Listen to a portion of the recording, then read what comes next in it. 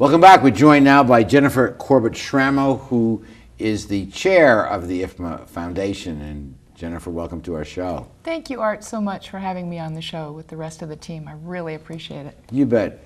Tell us why you devote so much time and effort as a volunteer to the IFMA Foundation. Well, for 29 years, I've been engaged with people who work in the built environment, and the foundation supports the individuals who run and take care of the built environment. And so I've been very passionate about advancing their industry because it'll advance my own industry.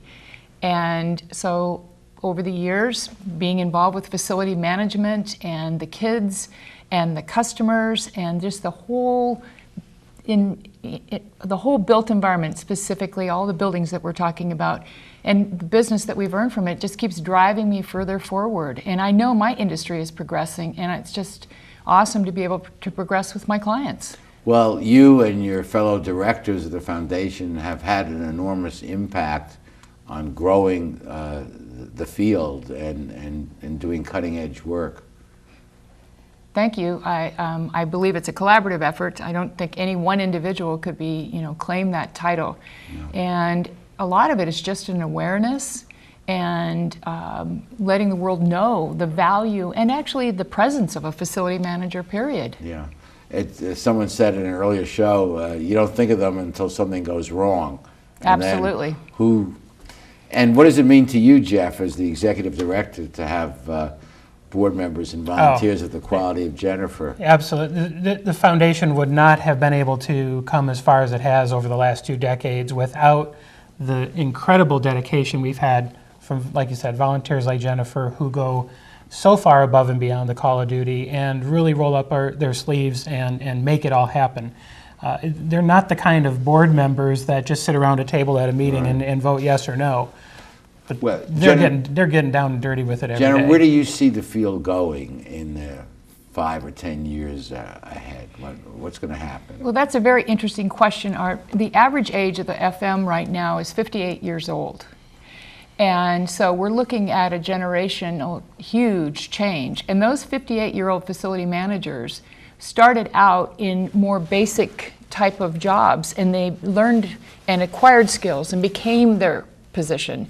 Now, facility management is so much more sophisticated. There's the IT aspects, sustainability aspects, ergonomics, creativity, experience, that those entering the field can't enter really through just one trade. They have to be more experienced in a broad base. So the work of the foundation is critical in spreading these educational programs and getting young men and women professionally trained.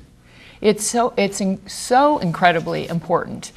We have a statistic that we share with people a lot of the times, and that is that the organization of AT&T has over 1,000 facility managers right now, and 70% of those facility managers are retiring in the next 10 years. Wow. Listen up.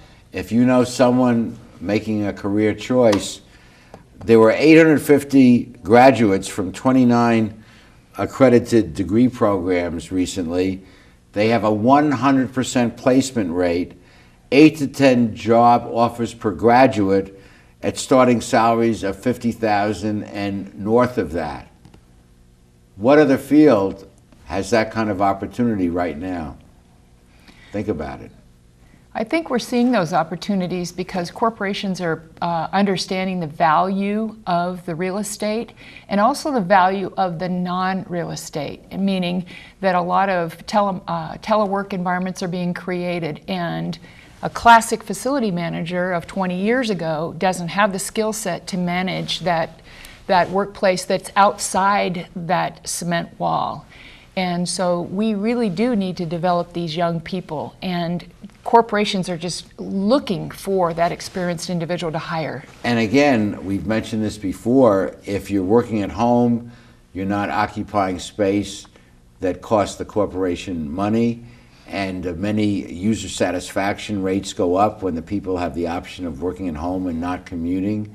And you can also draw from a larger employee base if they don't have to be physically in the same city as the home office.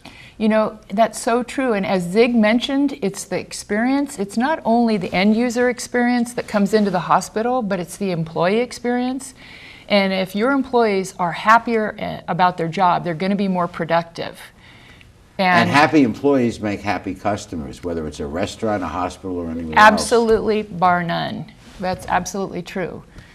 Well, let me just mention for the record that you have been very successful personally in the cleaning and green cleaning business, doing cutting-edge work there. So that's your association with facilities management, but look how much more you've done than just clean buildings. Well, thank you, Art. Yes, you know, I think our business does, you know, get engaged with that customer and the customer's customer, the client experience. And I think that a clean building is so critical to that whole operational experience. I also think that working with the custodians and partnering them with these built environments that understand sustainability and they're recognized for what they're doing and treated with dignity and respect in the workplace is also a huge value that has come about through the development of the facility management and sophisticated facility manager. Amen to that. Jennifer, thank you so much for joining us on the show. Thank you, Art. It was great to be here today. And we'll be back with the rest of Straight Talk after these messages.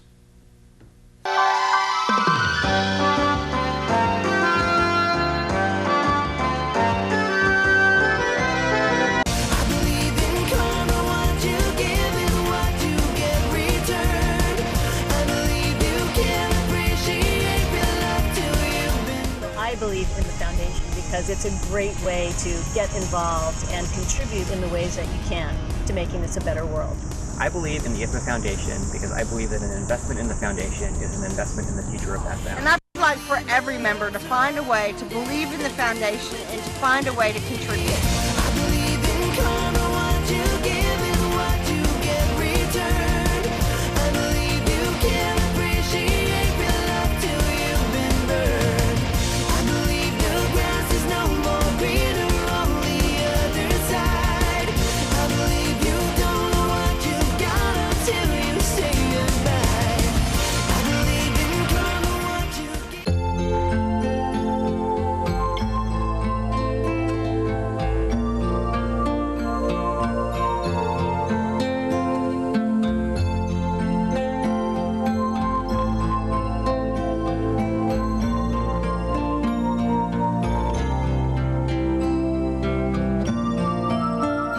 Take care of those who are closest to you, from our family to yours.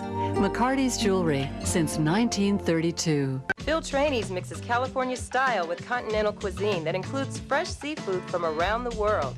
Since Phil is the chef, the menu has a wide variety of pastas, salads, soups, and appetizers that feature his unique personal touch. And the Italian-American signature dishes are simply beyond delicious. You never know who you're going to run into at Trainees, from the famous sports legends on the Wall of Fame to local celebrities having a drink at the bar. For the best fine dining experience, visit Phil Trainees. Facilities management is really a field of the future. And if you want to get more information, go to their website, ifmafoundation.org. It's career opportunities, job offers, good salaries, and making a difference. And it must be satisfying, Jeff, to be in a field where you are making that kind of difference. Oh, it is. Not only do we get to do something that's important, that touches so many people on the job every day, I also get to work with incredible volunteers in an organization that does just a lot of great work, and it's a great profession, like you mentioned. And you support research as well. We do, and like we were talking about in the last segment with Jennifer, there's a lot of excitement going on in the field of workplace strategies. Where do people work? You know, you work from a coffee shop or from home. How do you work mobile? Published a great I work book. in front of a coffee shop. I have my cell phone. I drink 6 cups of coffee. That's my office. It's low rent. You can't beat it. There you go. There you go. You gotta love it.